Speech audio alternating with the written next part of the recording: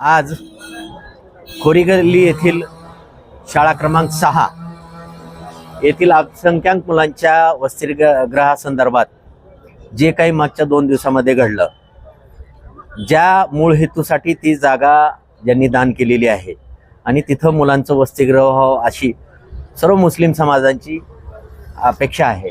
गोरगरीब विद्यार्थ्यांसाठी तिथं हॉस्टेल व्हावं ह्यासाठी मागील 2013 पासून या विषयाचा पाठपुरावा केलेला आहे। महानगरपालिकेचे ठराव सुद्धा झाले, ह्याचे प्रस्ताव शासनाकडे गेले, पण काही लोकांमुळे त्याच्यात अडथळा निर्माण करायचा प्रयत्न चालू आहे।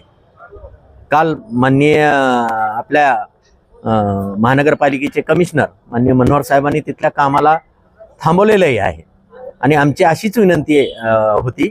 त्यामुळे आम्ही आमचं निवेदन घेऊन आज महानगरपालिकेमध्ये आलेलो आहे आणि त्याने आम्हाला शब्द दिलेला आहे की यापुढे तिथे तो काम होणार नाही आणि ज्या हेतूसाठी ती जागा उपलब्ध झालेली आहे, महानगरपालिकेला वर्ग झालेली आहे, तिथे मुलांचं वसतिगृह होईल हे त्यांनी आम्हाला आज शब्द दिलेला आहे। त्यासाठी मी आज महानगरपालिका येथे आलेलो आहे। भारतीय जनता पार्टी अल्पसंख्याक मोर्चातर्फे आज खोरीगल्ली येथील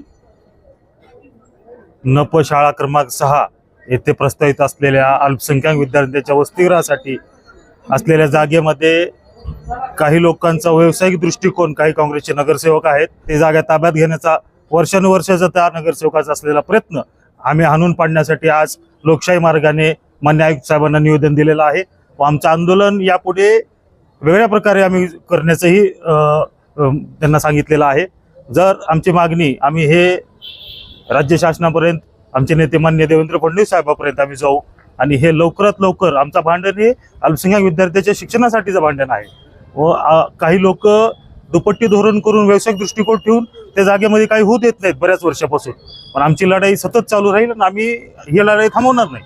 आम्ही वसतिगृह होईपर्यंत आमची लढाई आम्ही चालू ठेवणार आहे।